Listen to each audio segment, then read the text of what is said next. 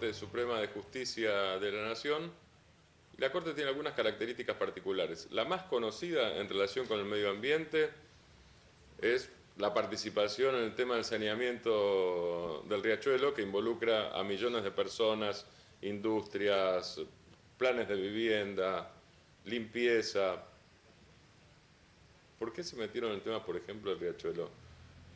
¿Por fuerza? ¿Porque no había otra? ¿Porque era inevitable? ¿O por un proyecto a largo plazo?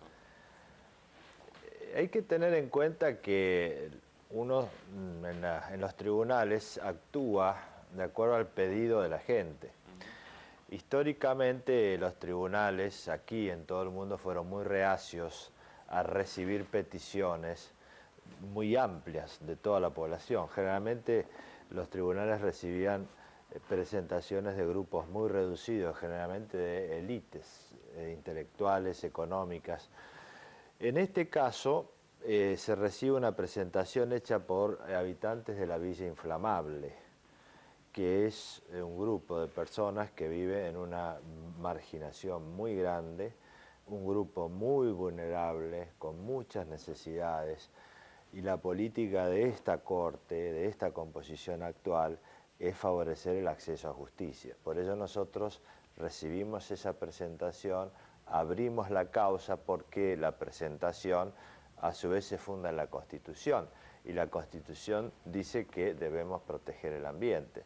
Por eso se abrió esa causa y se hizo la causa más grande que hay en la Argentina, porque involucra a 5 millones de personas y se refiere a la zona más difícil que tenemos en nuestro país. Ahí hay que ver que hay fuentes de contaminación derivadas de lo que arrojan las empresas, hay fuentes de contaminación derivada de lo que, de los líquidos cloacales, de los barcos hundidos, de los basurales, y al mismo tiempo hay 150 años de contaminación y a su vez de inacción. Y hay además un gobierno nacional, un gobierno provincial, un gobierno de la Ciudad de Buenos Aires y los municipios. Es decir, que es un caso de una extrema complejidad. Y creo que se ha ido avanzando muchísimo y los estados han ido encaminándose en un plan que, hay que decirlo de modo realista, nadie puede pensar que el riachuelo se va a limpiar en 1000 días o en 24 horas. Lo que sí se va a hacer es trabajar seriamente en una línea que es la que fijó la Corte y que nosotros controlamos periódicamente a través de audiencias públicas como la que se hizo la semana pasada. ¿Hasta qué punto se mete la Corte en el desarrollo del despliegue concreto de las políticas? ¿Hasta dónde llega? ¿O es despliegue de políticas? ¿Es criterio? ¿Es simplemente recordar la Constitución? Nosotros tenemos una posición de activismo equilibrado, porque una posición es no hacer nada. Por ejemplo, hay tribunales, los ingleses, donde dicen, bueno, nosotros no actuamos, ese es un problema de la administración. Hay otros tribunales, como en la India, que actúan y no solo le ordenan al Ejecutivo, sino que intervienen en las cuestiones específicas de la administración.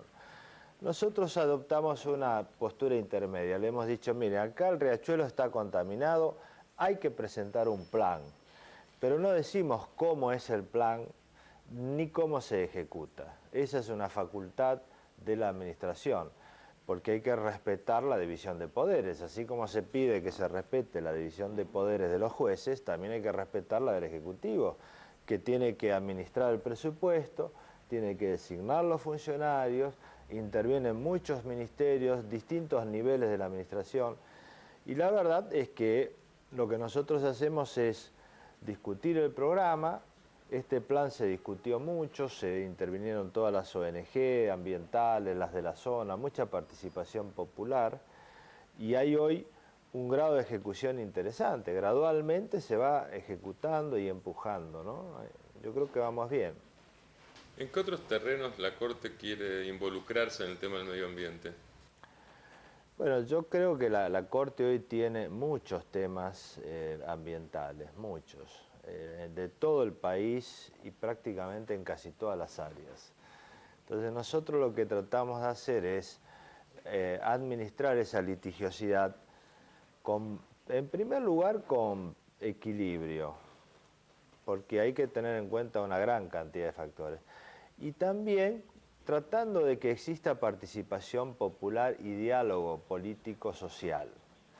Por ejemplo, en el caso de Salta, nosotros tuvimos una presentación vinculada a los desmontes. Se desmontaban, se autorizaba para 1, para 2, para 3, y en cada caso se hacía un estudio de impacto ambiental. Pero nadie estudió qué pasa si hay 1.000.000 de hectáreas juntas, divididas en distintas parcelas. ¿Cuál es el impacto ambiental? Y ahí entonces se presentaron las comunidades originarias, indígenas, y también sectores ambientalistas. Lo que nosotros hicimos fue una audiencia pública, mucho debate. Bueno, finalmente ahí se logró acordar un plan de trabajo y se encaminó. Muchas veces creo que es muy importante actuar como árbitro, sabiendo, teniendo la habilidad de encaminar los distintos intereses, porque a veces uno se encuentra con problemas de desarrollo pero la protección del ambiente. Y por eso, dada la alta litigiosidad que hay aquí, que en todo el mundo es igual, ¿no? Yo promoví ahora este proyecto Expoterra, que a mí me parece que hay que trabajar sobre las causas, no tanto sobre las consecuencias y los litigios. Por eso hemos convocado la semana pasada a muchos sectores. Esto ya no es de la Corte, es un proyecto personal. Pero yo creo que el tema ambiental es de primer orden en todo el mundo y en la Argentina lo es, porque abarca en todos los aspectos, incluido la movilidad social, la pobreza, la exclusión, los recursos naturales, la biodiversidad. Y no es un problema que puede quedar solo en manos de los ambientalistas. Yo me dedico al tema ambiental hace más de 20 años y me doy cuenta que no puede ser que sea solo de un grupo, que pretendidamente somos iluminados. Esto ya aprendimos que no es así, tiene que haber una amplia participación de todos los sectores. Por eso se convocó a los artistas, a los deportistas, a los sindicatos, los empresarios, las universidades, los científicos, y empezar a hacer un programa de concientización, porque este tema tiene que estar en la agenda en primer orden y tratar de trabajar en aquellos aspectos que hoy permiten evitar el conflicto. ¿Evitar el conflicto es prevenirlo? Sí, porque nosotros tenemos conflictos porque tenemos un modelo de desarrollo. Ese modelo de desarrollo que se vino sosteniendo durante toda la era industrial es un modelo de desarrollo que se consume el ambiente, que concentra la riqueza y por lo tanto tiene dos efectos graves, que es la exclusión social y la crisis ambiental. Esto hoy está en todo el mundo, se ve con mucha claridad. Entonces lo que tenemos que hacer hoy es replantear el modelo de desarrollo. Y está surgiendo una nueva economía ambiental y una nueva sociología ambiental. Entonces si uno plantea correctamente el cambio de sistema, va a tener muchos menos conflictos. ¿Y existe, en términos por lo menos jurídicos, un concepto de contaminación de niveles razonables o sensatos?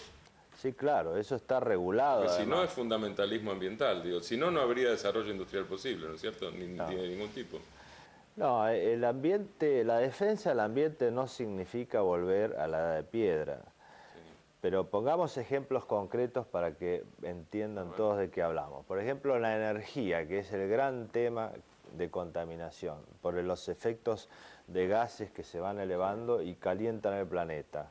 Esto está produciendo una crisis muy grande. Bueno, nosotros tenemos todo el desarrollo basado en la energía. ¿Y qué energía? Bueno, el carbón, petróleo. Esto se puede cambiar y empezar a ir gradualmente bajando el consumo de carbón y petróleo y mudando hacia energías que se llaman renovables. Es decir, eólica, bueno, estamos todavía empezando, pero es una gran oportunidad para países como la Argentina. Y hay países como Alemania, por ejemplo, que acaba de tomar una decisión hace una semana de mudar completamente el patrón energético y rechazó incluso la energía nuclear. Después del episodio de Japón, Exacto. de Fukushima, claro. Entonces hay un gran debate sobre la energía y nosotros, como argentinos, tenemos una gran posibilidad aquí de desarrollar energías en las cuales tenemos mucho potencial. Entonces no es solamente el ambiente como crisis, como catástrofe, sino como oportunidad para tener un mayor desarrollo. Y yo creo que eso es la gran oportunidad de América Latina a nivel mundial, de situarse en un lugar estratégico. ¿Hay un desarrollo jurídico sobre la defensa del agua potable? Sí, ¿Como claro. viene el caso?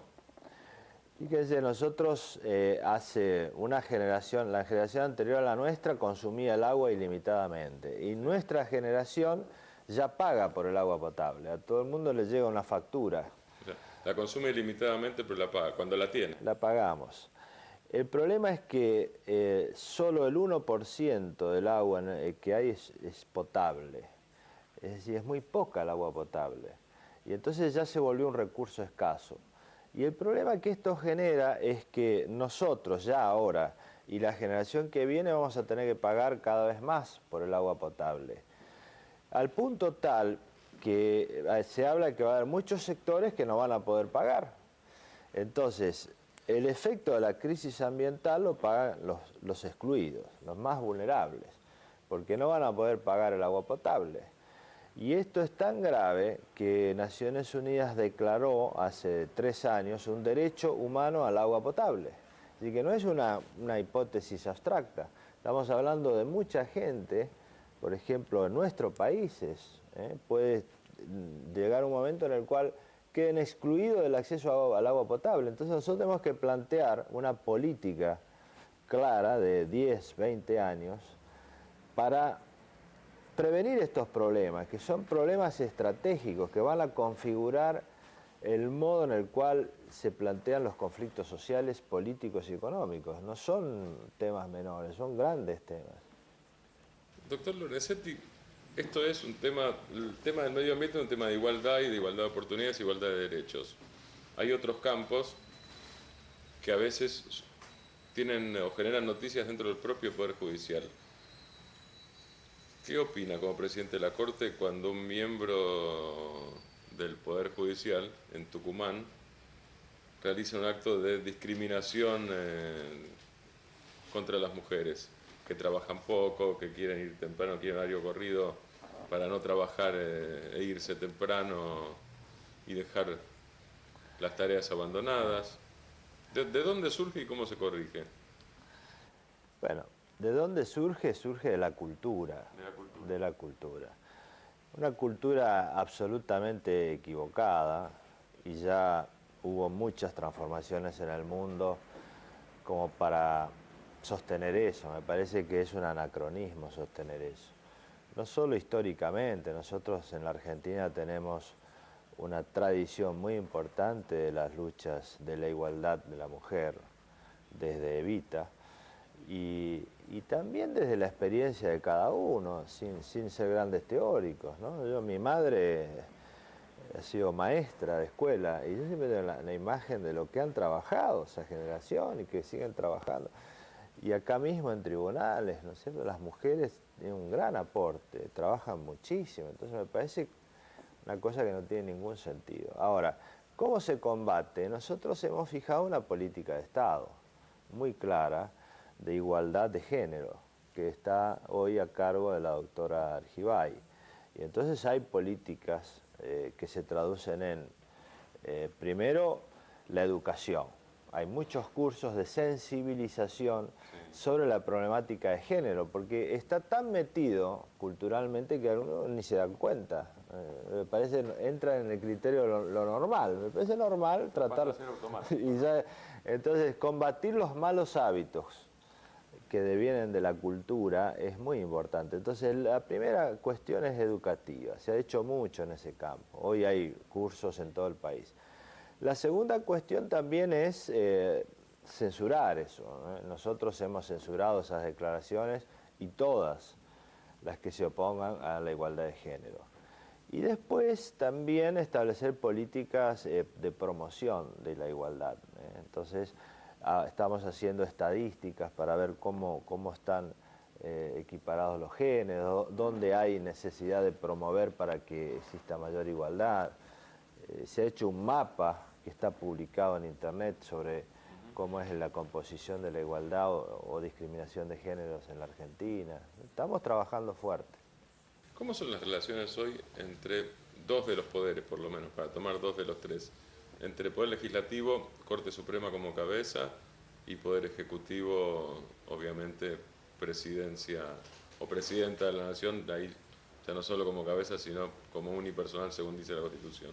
¿Cómo están las relaciones hoy en relación a hace 2 años, 3 años, 6 meses? Las relaciones que tenemos son las normales de cualquier sistema institucional, ¿no es cierto? Nosotros, con el Poder Legislativo, las relaciones institucionales son, bueno, la Corte plantea un tema, por ejemplo, de legislación, como ha ocurrido con el tema de los jubilados, el tema del régimen penal juvenil, el tema de los jueces subrogantes, bueno.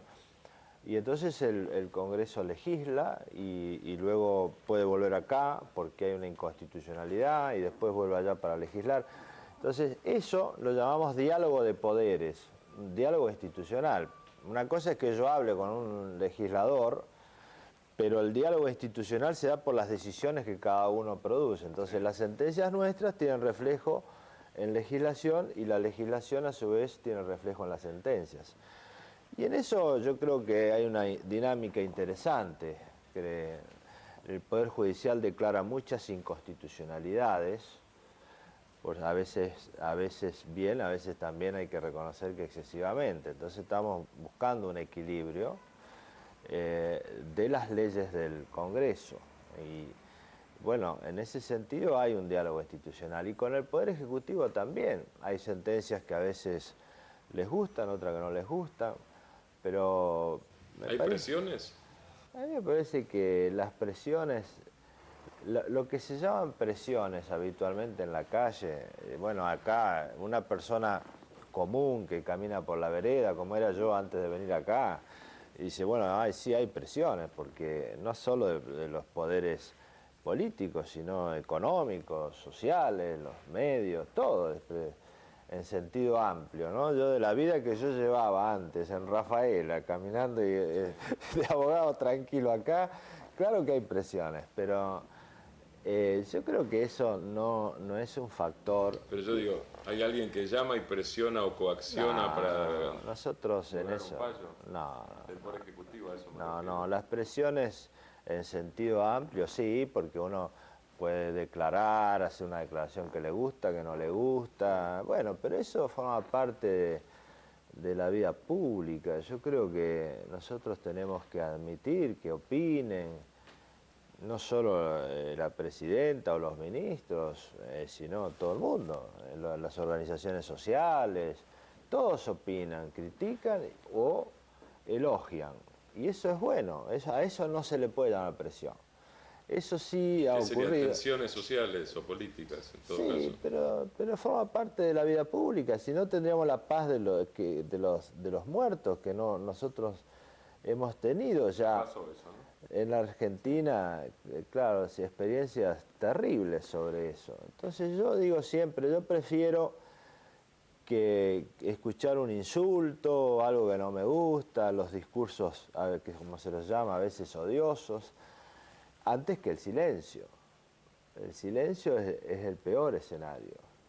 Yo eso no lo llamo presiones. Y si un juez se siente presionado, bueno, no debiera ser juez. Es decir, uno tiene que saber que eso forma parte de la vida pública, democrática, que un diario dice una cosa, otro dice otra, bueno, pero eso es normal y es bueno. Yo creo que todo ese roce, que en definitiva es diálogo, porque dicen a veces que hay diálogo, que no hay diálogo. Cuando hay posiciones encontradas se produce el diálogo.